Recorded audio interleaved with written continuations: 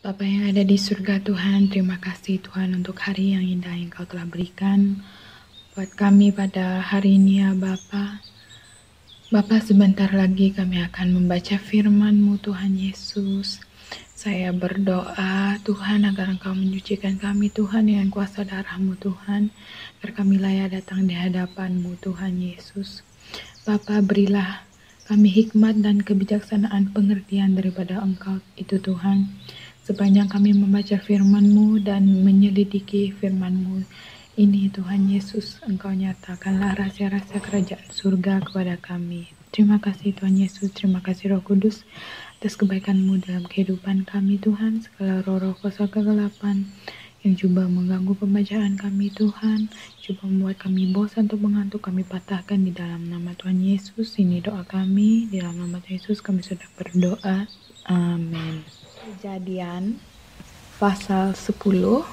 Daftar bangsa-bangsa keturunan Sem, Ham, dan Yafet. Inilah keturunan Sem, Ham, dan Yafet, anak-anak Nuh. Setelah air bah itu, lahirlah anak-anak lelaki bagi mereka. Keturunan Yafet ialah Gomer, Magog, Madai, Yawan, Tubal, Masek, dan Tiras. Keturunan Gomer ialah Askenaz, Rifat, dan Togarma. Keturunan Yawan ialah Elisa, Tarsis, orang Kitim, dan orang Dodanim. Dari mereka inilah terpencar bangsa-bangsa daerah pesisir. Itulah keturunan Yafet. Masing-masing di tanahnya dengan bahasanya sendiri menurut kaum dan bangsa mereka. Keturunan Ham ialah Kush, Misraim, Put, dan Kanaan. Keturunan Kush ialah Seba, Hawila, Sabta, Raima, dan Sabtika. Anak-anak Rema ialah Sheba dan Dedan. Kush memperanakkan Nimrod. Dialah yang mula-mula sekali orang yang berkuasa di bumi. Ia seorang pemburu yang gagah perkasa di hadapan Tuhan. Sebab itu dikatakan orang, seperti Nimrod, seorang pemburu yang gagah perkasa di hadapan Tuhan. Mula-mula kerajaannya terdiri dari Babel, Erek, dan Akkad, semuanya di tanah Sinir. Dari negeri itu ia pergi ke Asyur, lalu mendirikan Niniwe. Rehoboth, Ir, Kalah, dan Resen di antara Niniwe dan Kalah. Itulah kota besar itu. Misraim memperanakkan orang Ludim, orang Anamim, orang Lehabim, orang Naftuhim, orang Patrusim, orang Kasluhim, dan orang Kaftorim. Dari mereka inilah berasal orang Filistin.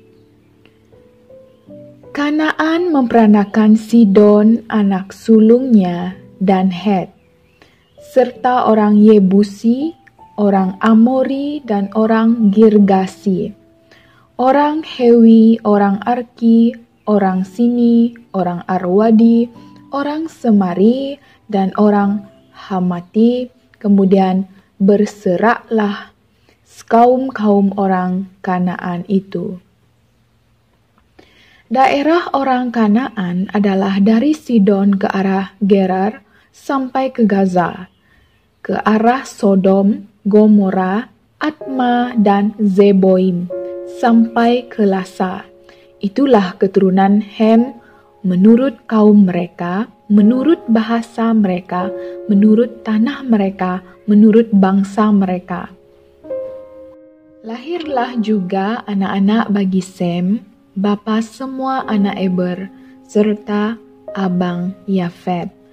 Keturunan Sem ialah Elam, Asyur, Arpaksad, Lut, dan Aram.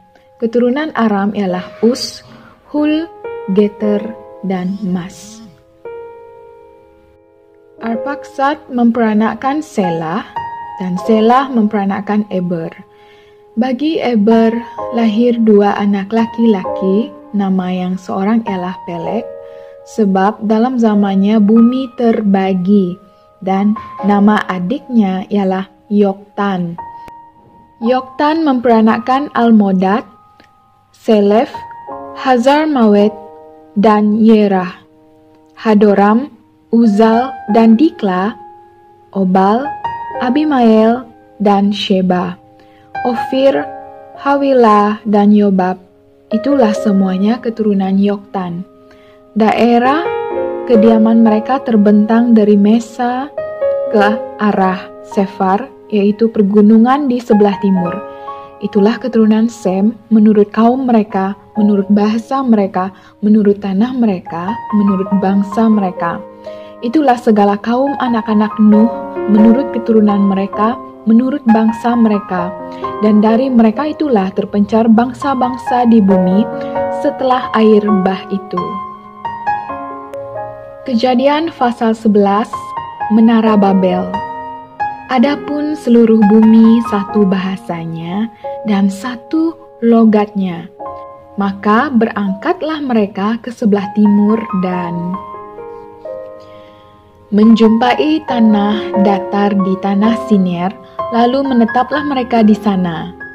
Mereka berkata seorang kepada yang lain, "Marilah kita membuat batu bata dan membakarnya baik-baik."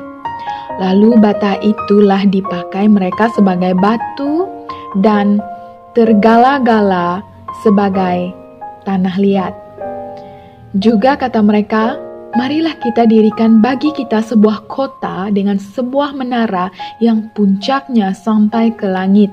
Dan marilah kita cari nama, supaya kita jangan terserak ke seluruh bumi."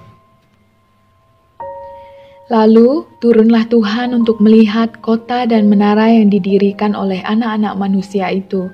Dan ia berfirman, "Mereka ini satu bangsa dengan satu bahasa untuk semuanya. Ini barulah permulaan usaha mereka. Mulai dari sekarang, apapun juga yang mereka rencanakan, tidak ada yang tidak akan dapat terlaksana. Baiklah kita turun dan mengacau balaukan di sana bahasa mereka sehingga mereka tidak mengerti lagi bahasa masing-masing. Demikianlah mereka diserahkan Tuhan dari situ ke seluruh bumi dan mereka berhenti mendirikan kota itu. Itulah sebabnya sampai sekarang nama kota itu disebut Babel, karena disitulah dikacau balaukan Tuhan bahasa seluruh bumi dan dari situlah mereka diserahkan Tuhan ke seluruh bumi. Keturunan Sem. Inilah keturunan Sem. Setelah Sem berumur 100 tahun, ia memperanakkan Arpaksad 2 tahun setelah air bah itu. Sem masih hidup 500 tahun setelah ia memperanakkan Arpaksad dan ia memperanakkan anak-anak lelaki dan perempuan. Setelah Arpaksad hidup 35 tahun, ia memperanakkan Selah. Arpaksad masih hidup 403 tahun setelah ia memperanakkan Selah, dan ia memperanakkan anak-anak lelaki dan perempuan. Setelah Selah hidup 30 tahun, ia memperanakkan Eber. Selah masih hidup 403 tahun setelah ia memperanakkan Eber, dan ia memperanakkan anak-anak lelaki dan perempuan. Setelah Eber hidup 34 tahun, ia memperanakkan Peleg. Eber masih hidup 430 tahun setelah ia memperanakkan Peleg, dan ia memperanakkan anak-anak lelaki dan perempuan. Setelah Peleg hidup 30 tahun, ia memperanakkan Rehu. Peleg masih hidup 209 tahun setelah ia memperanakkan Rehu, dan ia memperanakkan anak-anak lelaki dan perempuan. Setelah Rehu hidup 32 tahun, ia memperanakkan Serug. Rehu masih hidup 207 tahun. Setelah ia memperanakan Serug, dan ia memperanakan anak-anak lelaki dan perempuan. Setelah Serug hidup 30 tahun, ia memperanakan Nahor. Serug masih hidup 200 tahun setelah ia memperanakan Nahor, dan ia memperanakan anak-anak lelaki dan perempuan. Setelah Nahor hidup 29 tahun, ia memperanakan Terah. Nahor masih hidup 119 tahun setelah ia memperanakan Terah, dan ia memperanakan anak-anak lelaki dan perempuan. Setelah Terah hidup 70 tahun, ia memperanakan Abram, Nahor, dan Haran. Daftar keturunan Terah. Inilah keturunan Terah. Terah memperanakan Abram, Nahor, dan Haran memperanakan Lot. Ketika Terah ayahnya masih hidup, matilah Haran di negeri kelahirannya di Ur Kasdim. Abram dan Nahor kedua-duanya kawin. Nama istri Abram ialah Sarai, dan nama istri Nahor ialah Milka. Anak Haran, ayah Milka dan Yiska. Sarai itu mandul, tidak mempunyai anak. Lalu Terah membawa Abram anaknya, serta cucunya Lot, yaitu anak Haran, dan Sarai menantunya, istri Abram, anaknya. Ia berangkat bersama-sama dengan mereka dari Ur Kasdim untuk pergi ke tanah Kanaan. Lalu sampailah mereka ke Haran dan menetap di sana. Umur Terah ada 205 tahun, lalu ia mati di Haran. Kejadian pasal 12. Abram dipanggil Allah. Berfirmanlah Tuhan kepada Abram, "Pergilah dari negerimu dan dari sanak saudaramu dan dari rumah bapamu ini ke negeri yang akan kutunjukkan kepadamu. Aku akan membuat engkau menjadi bangsa yang besar dan memberkati engkau serta membuat namamu masyhur, dan engkau akan menjadi berkat. Aku akan memberkati orang-orang yang memberkati engkau dan mengutuk orang yang mengutuk engkau. Dan olehmu semua kaum di muka bumi akan mendapat berkat." Lalu pergilah Abram seperti yang difirmankan Tuhan kepadanya, dan Lot pun ikut bersama-sama dengan dia. Abram berumur 75 tahun ketika ia berangkat dari Haran. Abram membawa Sarai istrinya dan Lot anak saudaranya dan segala harta benda yang didapat mereka dan orang-orang yang diperoleh mereka di Haran. Mereka berangkat ke tanah Kanaan lalu sampai di situ. Abram berjalan melalui negeri itu sampai ke suatu tempat dekat Shichem, yakni pohon terbanting di More. Waktu itu, orang Kanaan diam di negeri itu. Ketika itu, Tuhan menampakkan diri kepada Abram dan berfirman, "Aku akan memberikan negeri ini kepada keturunanmu." Maka didirikannya di situ mezbah bagi Tuhan yang telah menampakkan diri kepadanya. Kemudian, ia pindah dari situ ke pegunungan di sebelah timur Betel. Ia memasang kemahnya dengan Betel di sebelah barat dan Ai di sebelah timur.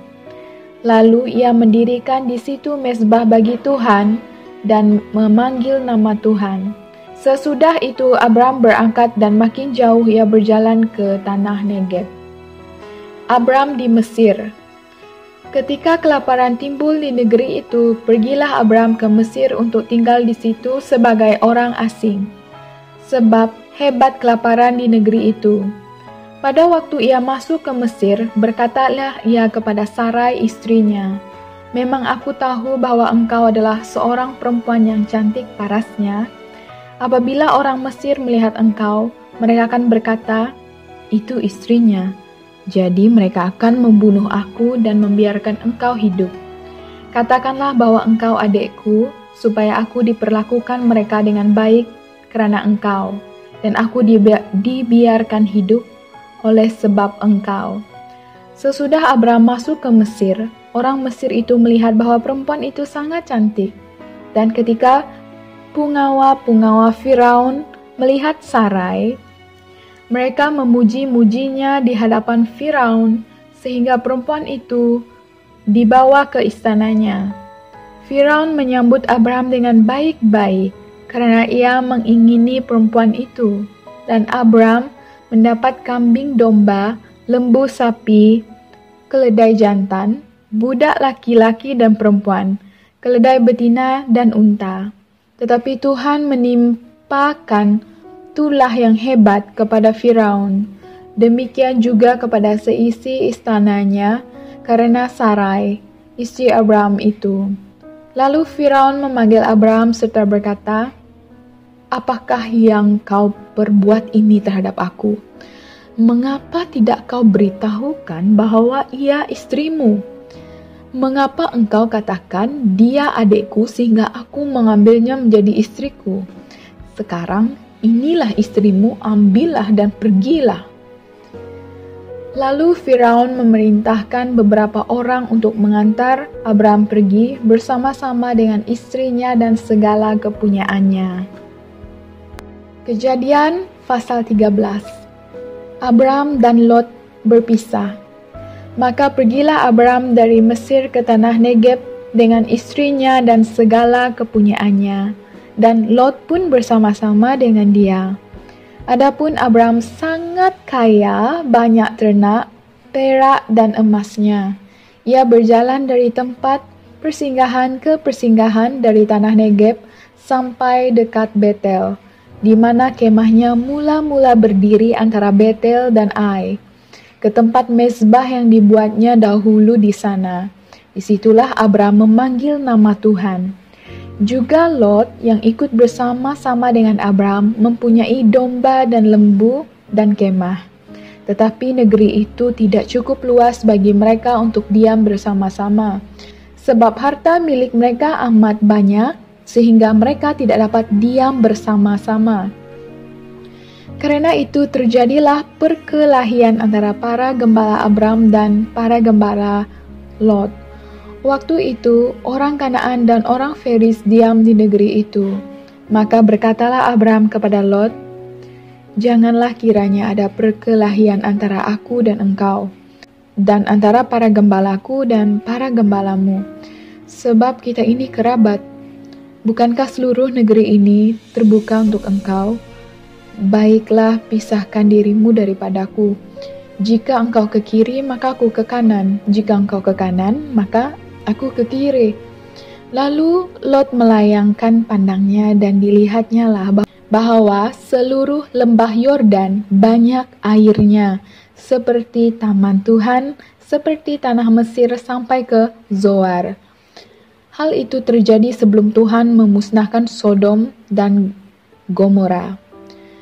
Sebab itu Lot memilih baginya seluruh lembah Yordan itu, lalu ia berangkat ke sebelah timur dan mereka berpisah.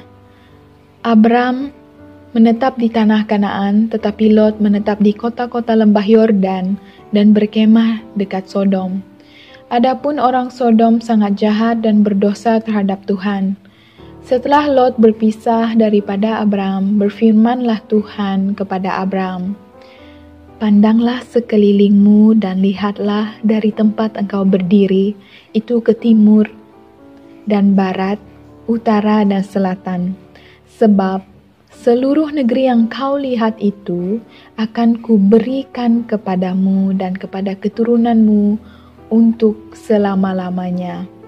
Dan aku akan menjadikan keturunanmu seperti debu tanah banyaknya, sehingga jika seandainya ada yang dapat menghitung debu tanah, keturunanmu pun akan dapat dihitung juga. Bersiaplah, jalanilah negeri itu menurut panjang dan lebarnya, sebab kepadamulah akan kuberikan negeri itu."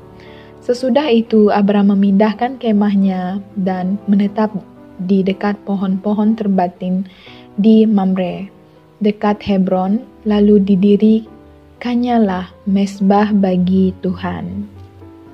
Terima kasih untuk pembacaan kita hari ini dan bersama dengan saya.